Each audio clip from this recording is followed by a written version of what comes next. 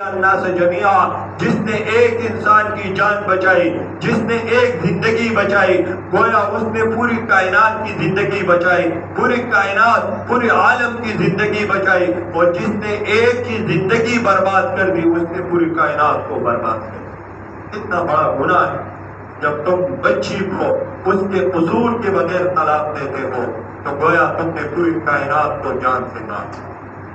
خود اندازہ لگاؤ کتنا بڑا گناہ۔ لیکن آج ہمارے معاشرے میں طلاق کی سب سے بڑی وجہ یہ ہے کہ بچی وہ اس کو شوہر ناپسند ہوتا ہے اور مرد کو بچی ناپسند ہوتی ہے، اور پھر ہم ان کو زبردستی ملاتے ہیں تو کدھر زبردستی دل لگتا۔ اسلام کا طریقہ یہ، اسلام کا طریقہ کار یہ ہے کہ لڑکے سے پوچھا جائے کہ بیٹا تمہارا نکاح میں فلاں بچی سے کرانا چاہتا ہوں، فلاں کی بیٹی ہے، فلاں کام کرتی ہے، گھر میں رہتی ہے، مدرسہ پڑھتی ہے، اسکول پڑھتی ہے، کسی جگہ میں کام کاج کرتی ہے، یا جو بھی جس زندگی کی جس شعبے سے بھی ان کا تعلق ہو وہ شعبہ بتا دیا جائے، اور جتنا آپ سے ہو سکے اس بچی کی تعارف کی جائے کہ بیٹا یہ بچی ہے، تم اس نکاح پر خوش ہو کہ نہیں؟ تو لڑکا ہے ظاہر ہے وہ کہے گا خوش ہوں، کر دو، کہتے ہیں نہیں خوش تو چھوڑ دو، کسی اور جگہ میں اس کی نکاح کرا۔ جب نکاح بچی اور بچے کے مرضی کے مطابق ہو اس نکاح میں آج تک ہم نے کبھی نقصان نہیں دیا۔ یہ اسلامی معاشرہ ہے، اور اسلامی معاشرہ میں رب کی طرف سے برکتوں کا نزول ہوتا ہے، اور جب ہم اپنے گھمنڈ میں آتے ہیں اور اپنے باپ ہونے کا غیرت کھاتے ہیں، اور جب وہ کہتے ہیں فلاں کے ساتھ میری شادی کرو اور ہم بندوق پکڑ کر کے اس کو کھوپڑی سے مارتے ہیں، تو اس وقت زمین لرز اٹھتی ہے، زمین فریاد کر رہی ہوتی ہے، ربا حکم دو مجھے کہ اس مارنے والے کو میں اپنے اندر پکڑوں اور اس کو میں جھنجھوڑوں اور اس کو میں بتا دوں کہ غیرت کس کو کہتے ہیں۔ یہ غیرت نہیں، یہ بے غیرتی ہے۔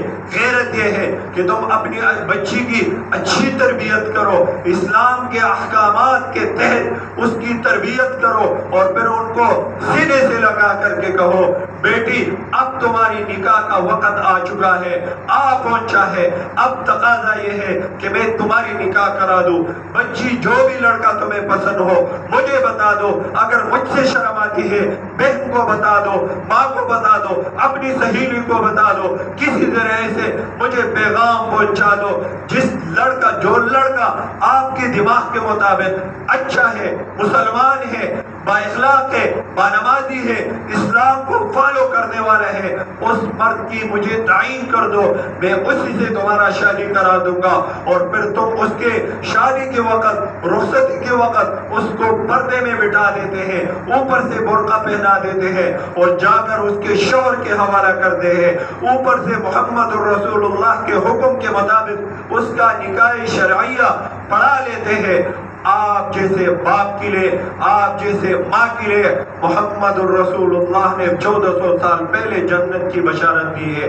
فرما دیا جس نے ایک بچی کی اچھی تربیت کی اور پھر برقعے کے اندر پردے کے ساتھ اس کا نکاح ایک عام مسلمان سے کرا دیا گیا، محمد الرسول اللہ نے فرمایا ایسے بندوں کو میں محمد جنت کی بشارت سناتا ہوں۔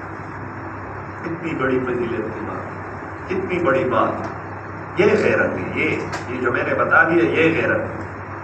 غیرت ایسے کہو، بچوں کی اور بچیوں کی اسلامی تربیت کرو، جب وہ نوجوانی تک پہنچ جائے اس وقت اس پر ظلم نہ کرو، تشدد نہ کرو کہ تمہاری عمر اب نہیں ہے، فلاں نہیں ہے، رزق نہیں ہے، کاروبار نہیں ہے۔ اگر رزق کی ذمہ داری تمہاری ہے تو پھر تمہاری بات ٹھیک ہے۔ اللہ فرماتے ہیں وَمَا مِن دَابَّةٍ فِي الْأَرْضِ إِلَّا عَلَى اللَّهِ رِزْقُهَا۔ اللہ خود فرماتے ہیں کہ میرے بندے گھبرانے کی ضرورت نہیں، ڈرنے کی ضرورت نہیں، خوف کھانے کی ضرورت نہیں، پریشان ہونے کی ضرورت نہیں۔ میں رب العالمین نے رزق کی ذمہ داری اٹھائی ہے، تو پھر تم کیوں پریشان ہو رہے ہو؟ کیوں پریشان ہو رہے ہو؟ اللہ فرماتے ہیں واللہ خیر الرازقین، میں رب بہترین رزق دینے والا ہوں۔ پھر کس چیز جو کیا چیز ممانعات ہے؟ ہاں ظاہر ہے جب آپ رسومات کرتے ہیں، اغیار کے طریقے پہ بچوں اور بچیوں کی شادی کرتے ہیں، اغیار کو فالو کرتے ہوئے محمد الرسول اللہ کی مبارک سنتوں کا جنازہ اور اٹھا دیتے ہو، تو اس وقت تو پھر گھر میں برکت کی بجائے غم اور پریشانی ضرور آئے گی۔ ہماری شادیوں میں، شادیوں کے پروگرام میں، بیاہ کے پروگرام میں ہم محمد الرسول اللہ کے مبارک سنتوں کا بالکل خیال نہیں رکھتے۔ علماء کی گھرانے سے تعلق رکھتا ہوں، باپ دادا باپ اجداد میرے علماء گزرے ہیں، اور آج ہمارے ایک شادی پہ 50 60 لاکھ کا خرچہ ہوتا ہے۔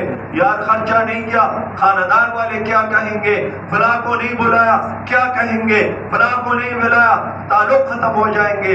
محمد الرسول اللہ کا قانون یہ ہے کہ جب تمہاری شادی کرتے ہوئے پیسے نہیں ہے، مال نہیں ہے، جائیداد نہیں ہے، 5-10 کلو کھجور منگوا لو، اپنوں کو بلا لو، کھجور ان میں بانٹ دو، یہ ولیمہ۔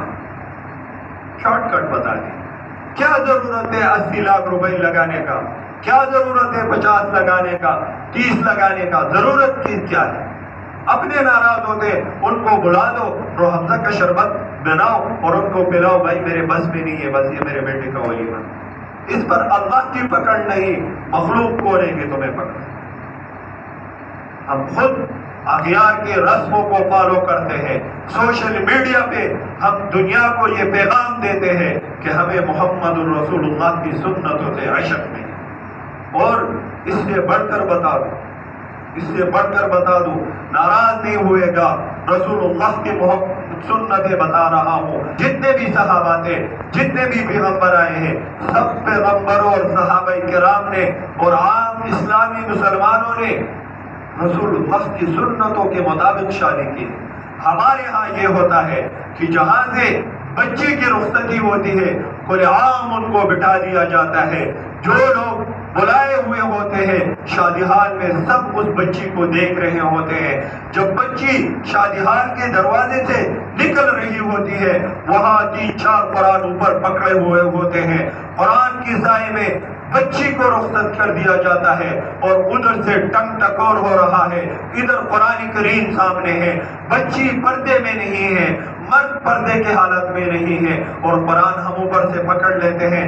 1-2 ماہ گزر جانے کے بعد ان کے آپس میں طلاق کا مسئلہ آ جاتا ہے۔ وجہ یہ ہے کہ اس نکاح کی بنیاد شریعت کی بنیاد پہ نہیں۔ جس چیز کی بنیاد غلط ہو، جس چیز کی بنیاد کمزور ہو، اس پر مرتب ہونے والی تعمیر بھی کمزور ہوا کرے۔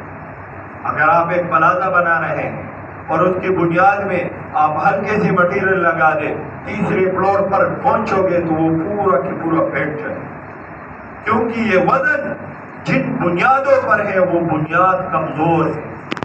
تو میرے بھائیوں اور دوستوں، اتنے بڑے خرچوں کی ضرورت نہیں، لمبے پراسس کی ضرورت نہیں۔